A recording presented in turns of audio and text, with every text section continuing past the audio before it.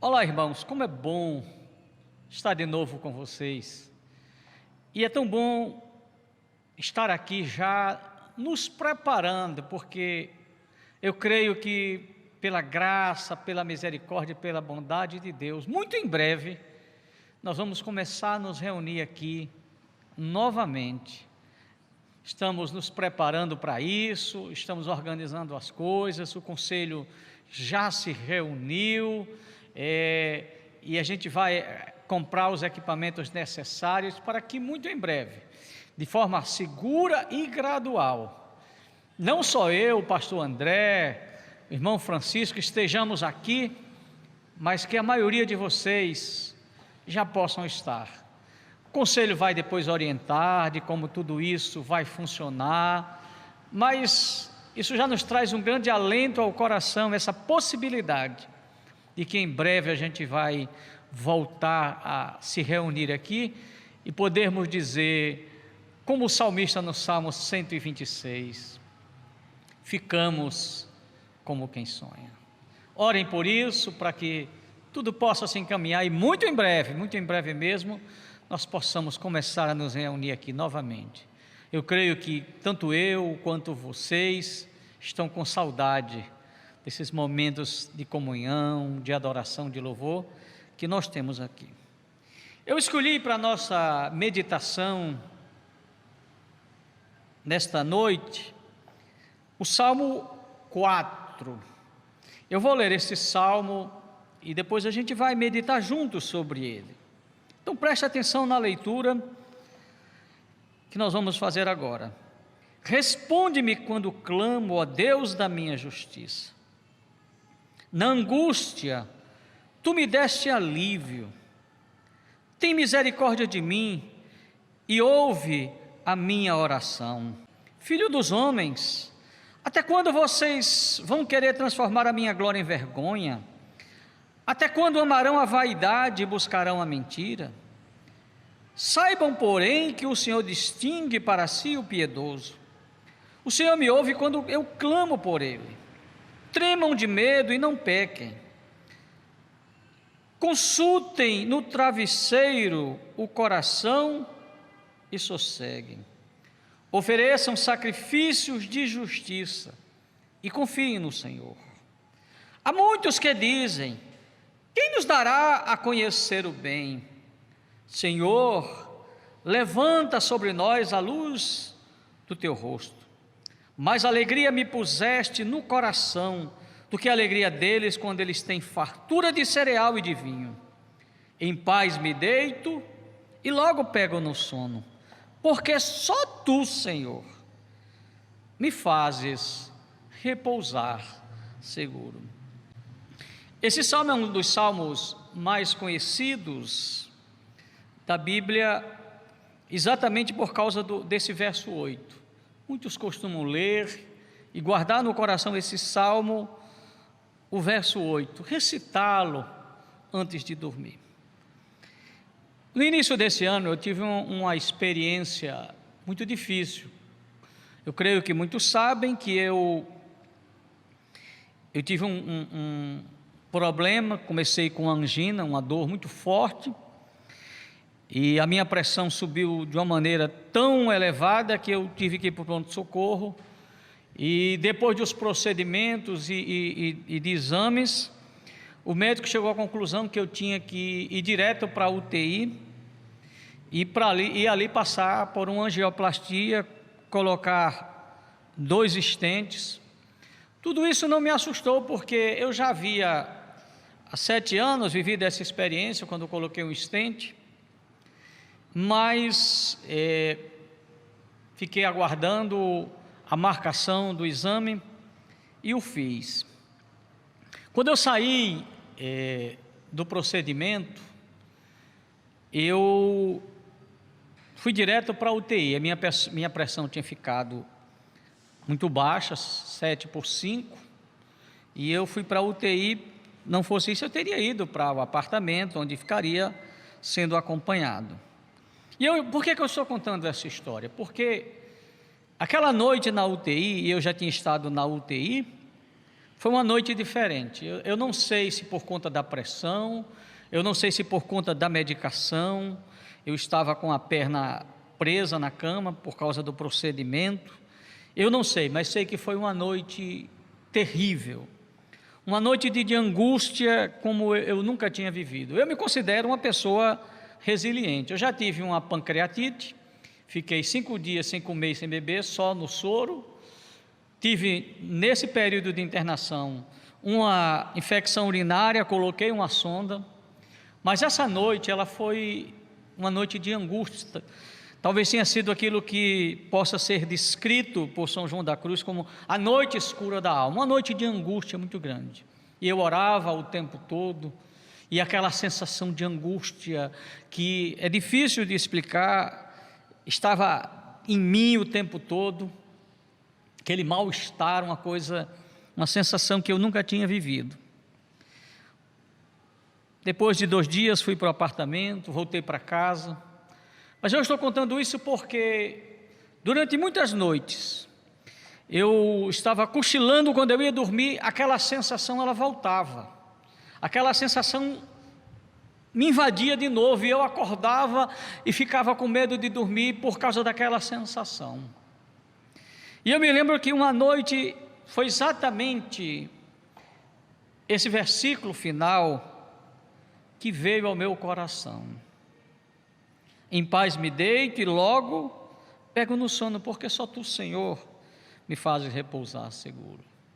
E eu fiquei pensando sobre o cuidado de Deus, sobre a providência de Deus, e eu sei que mesmo em toda aquela angústia, em todo aquele momento difícil, eu sei que Deus esteve comigo ali naquela UTI, eu sei que a sua presença estava comigo, me fortalecendo, me confortando, me dando forças, até que chegou o amanhecer e aquela experiência desapareceu.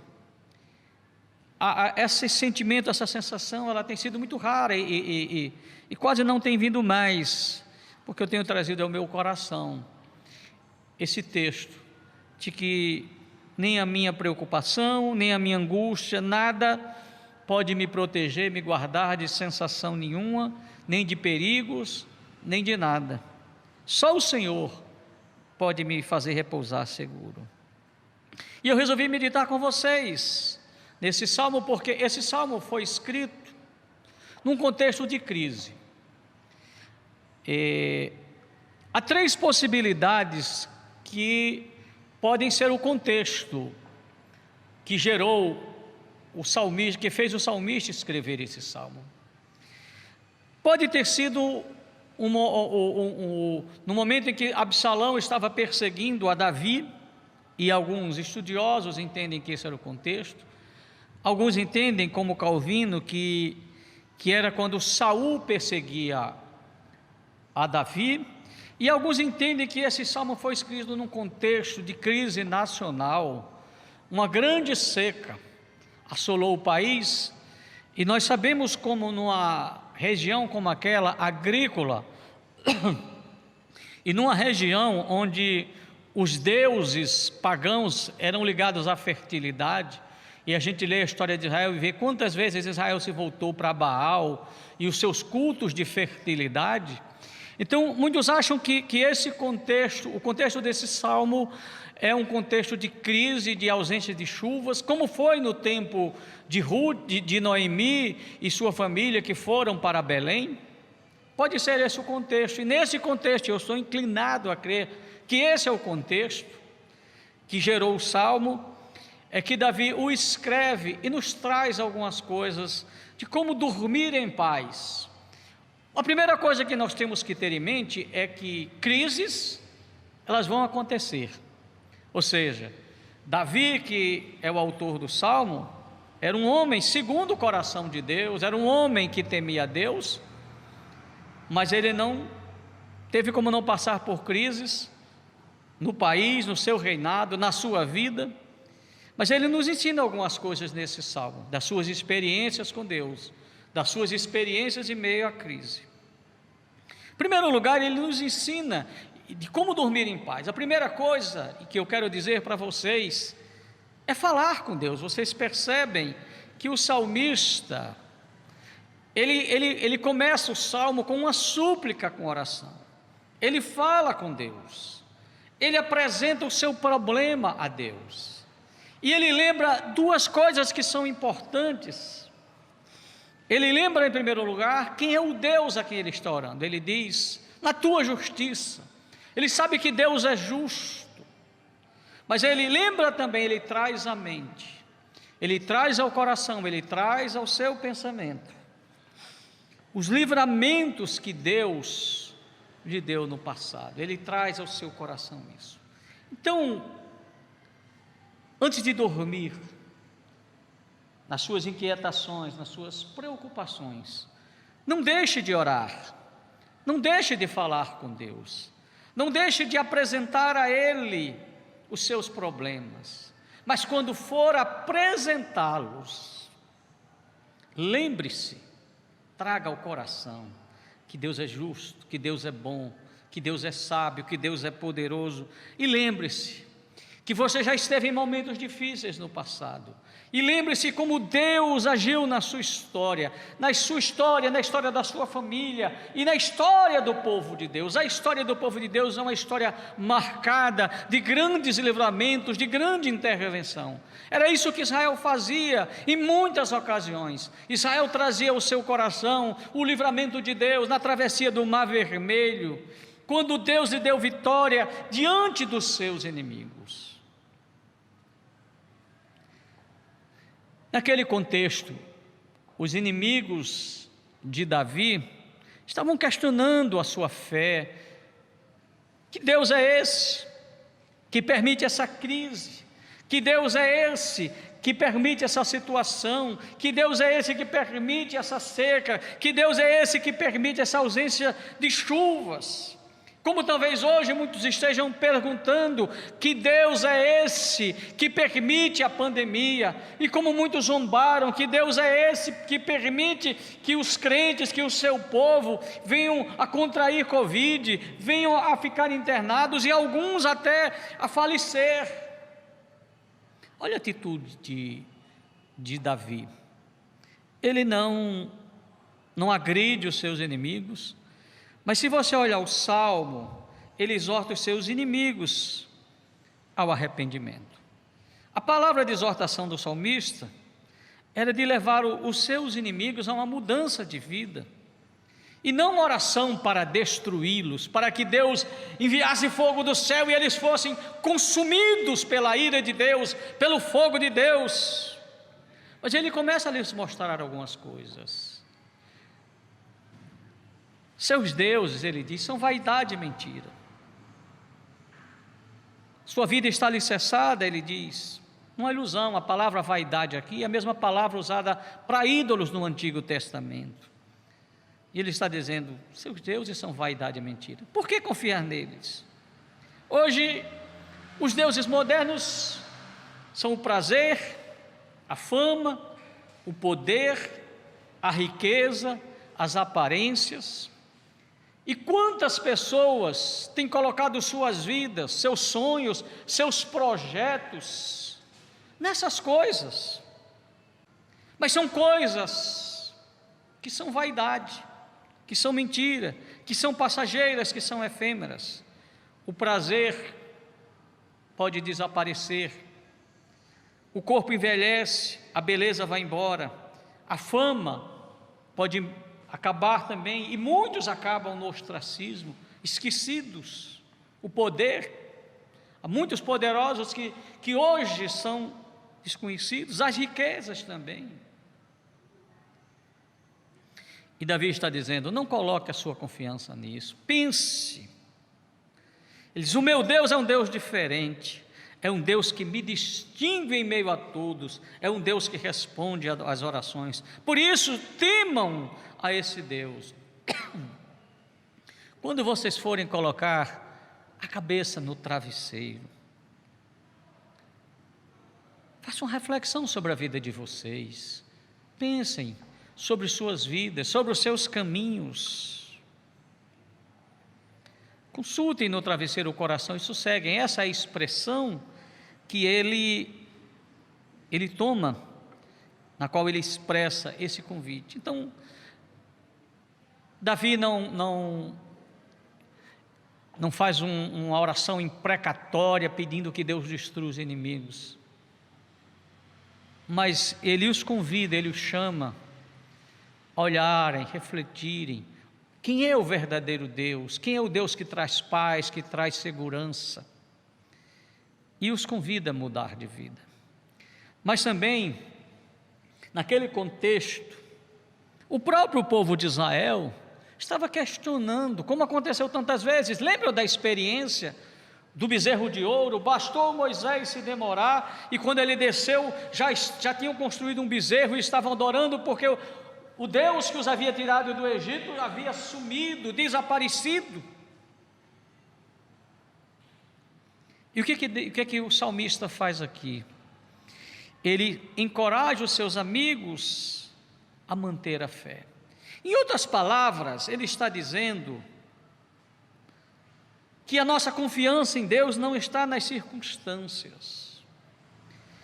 E ele olha para o cenário, e em alguns lugares pode ser que houvesse abundância de cereal, fartura de vinho, e as pessoas estivessem comparando a situação de outros povos com a situação de Israel naquele momento. Aí o salmista diz assim: é verdade, mas Deus pôs mais alegria no nosso coração do que no coração deles. Ou seja, Davi está dizendo: a nossa alegria não depende das circunstâncias, a nossa confiança em Deus não depende das circunstâncias. Deus nos dá alegria, Deus nos fortalece, mesmo em meio às dificuldades, às lutas. Eles podem ter fartura, mas como o próprio salmista disse em outro momento: os ímpios, meu Deus, não têm paz. Talvez a tentação do povo seja como aquela que é descrita no Salmo 73, quando o salmista diz: contra mim quase resvalaram os meus pés a olhar a prosperidade dos ímpios. Como a vida deles é boa, como a vida deles é tranquila, até que eu estive na casa de Deus e eu vi como eles estão em lugares escorregadios. A nossa base, a nossa rocha, o nosso abrigo, o nosso sustento é o nosso Deus, em meio a todas as circunstâncias. Mas também diga ao seu coração: durma em paz, durma sem ansiedades. E ao invés de você ir para a cama e levar todos os seus problemas e ficar ali remoendo cada um deles, cada problema, cada dificuldade, apresente cada um desses problemas diante de Deus. Pergunte ao seu coração: é impossível para Deus? É algo que Deus não possa fazer? Pergunte: está fora do controle de Deus? Ele não tem controle sobre essa situação, sobre essa circunstância, sobre esse momento? No meio dessa pandemia, Deus perdeu o controle? No meio dessa pandemia, Deus não pode agir? Pergunte também: eu prefiro que Deus faça a minha vontade ou a dele? Pergunte ao seu coração antes de colocar a cabeça no travesseiro e dormir, para que você durma em paz. Se eu entreguei a Deus, se eu confiei a Deus, eu devo continuar me preocupando? E eu quero trazer algumas aplicações práticas para a nossa vida. E como eu tenho dito, a gente agora ler a Bíblia de uma maneira diferente. Esse salmo ele era lido nos cultos em Israel, era um canto congregacional. Hoje nós lemos os salmos, mas nós lemos na perspectiva de que Jesus Cristo veio. E lendo esse salmo da perspectiva de Jesus Cristo, como nós podemos aplicar isso em nossas vidas? Em primeiro lugar, Jesus Cristo nos ensina a confiar em Deus, na sua bondade e nos seus propósitos. Lembre-se de Jesus no Getsêmani. Lembre-se de Jesus naquele momento grave de crise. Seu coração está inquieto, a sua angústia é tão grande que o seu suor se transforma em gotas de sangue. Ele sabe o cálice amargo que está para beber, porque ele sabe que sobre ele virá toda a ira de Deus por causa dos meus e dos seus pecados. Ele há de levar na cruz toda a nossa iniquidade, todo o nosso pecado. E naquele momento, a sua oração é: Pai, se possível, passa de mim este cálice, mas que não seja feita a minha, mas a tua vontade. Confiança absoluta em Deus, no Pai, nos seus projetos, no seu propósito. Jesus Cristo nos ensina isso, para que a gente possa colocar a cabeça no travesseiro e dormir em paz. Mas lembre-se também que Jesus nos ensina e nos manda amar e orar pelos inimigos. Crente tem inimigo? Tem. Se não tivesse, Jesus Cristo não dizia assim: orem pelos inimigos, amem os seus inimigos. Ele mesmo, antes de morrer, ele diz: Pai, perdoa-lhes, porque não sabem o que fazem.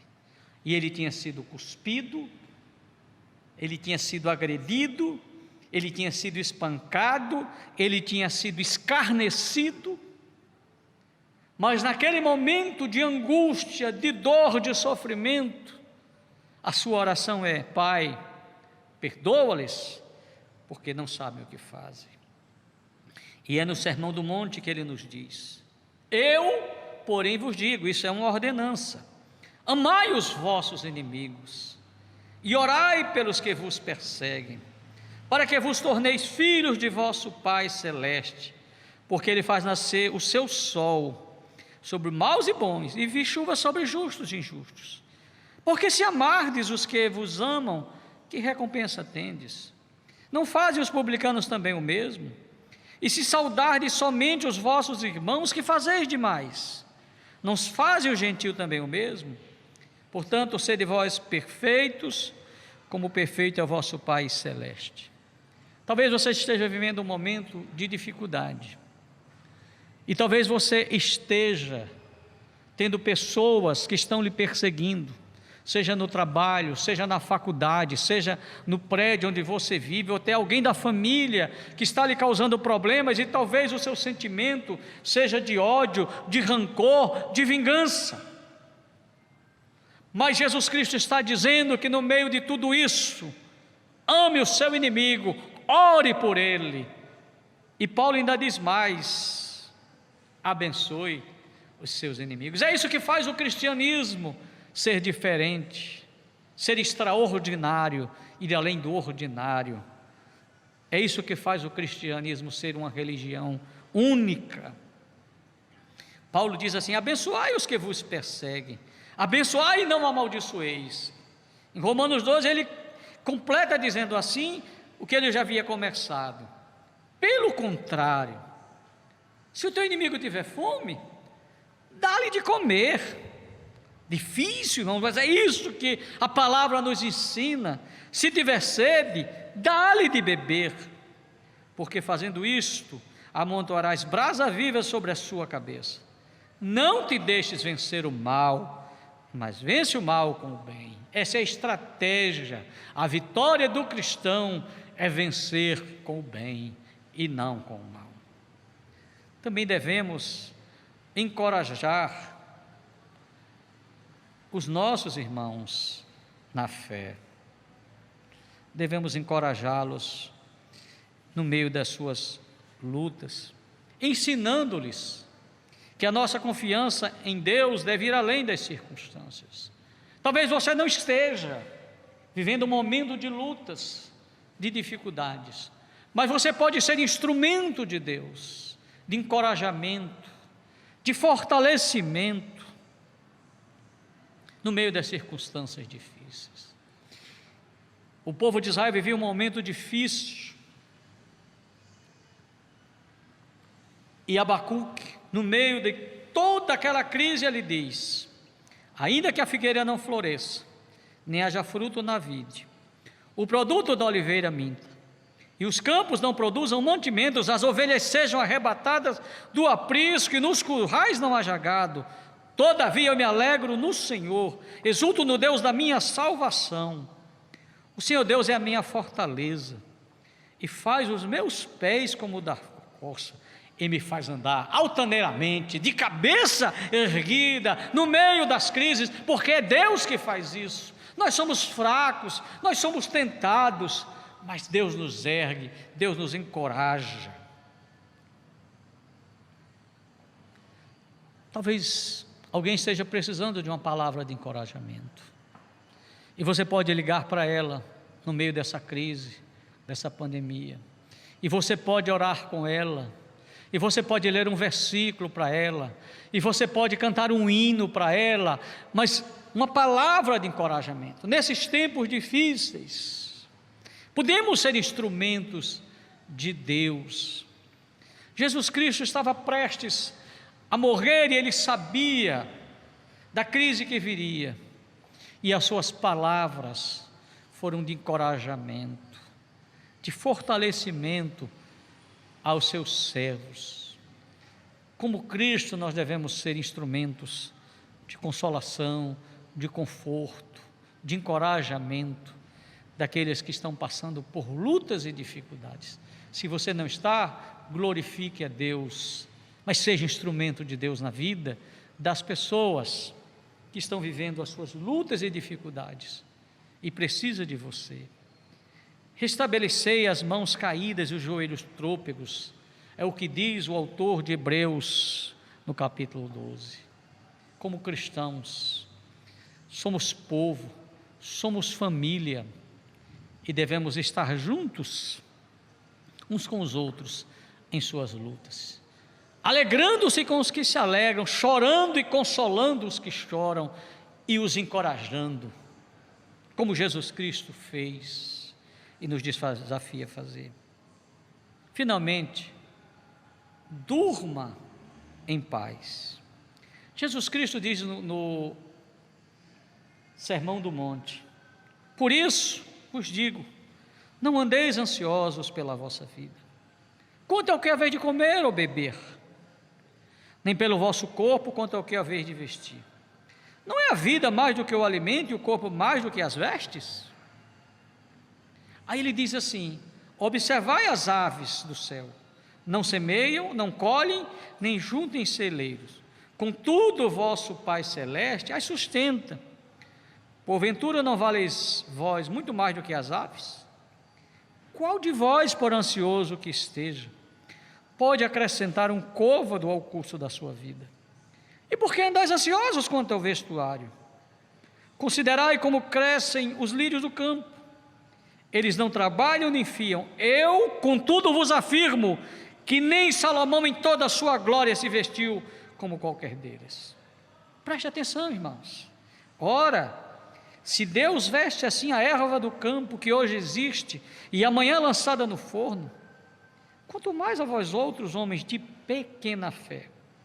Portanto, não vos inquieteis dizendo que comeremos, que beberemos, ou com que nos vestiremos, porque os gentios que procuram todas essas coisas, pois vosso Pai Celeste, prestem atenção, sabe que necessitais de todas elas. Buscai, pois em primeiro lugar o seu reino e a sua justiça, e todas estas coisas vos serão acrescentadas. Portanto, repitam comigo: não vos inquieteis com o dia de amanhã. E amanhã, pois o amanhã dará os seus cuidados. Basta ao dia o seu próprio mal, os seus problemas. E Paulo, com muita propriedade, escrevendo da prisão, ele está preso. Não andeis ansiosos de coisa alguma. Em tudo, porém, sejam conhecidas diante de Deus as vossas petições, pela oração e pela súplica, com ações de graças. Faça como Jesus Cristo na cruz, seu brado foi: Pai, em tuas mãos entrego o meu espírito. Entregue-se plenamente, confiantemente e descansadamente nas mãos de Deus. Durma em paz.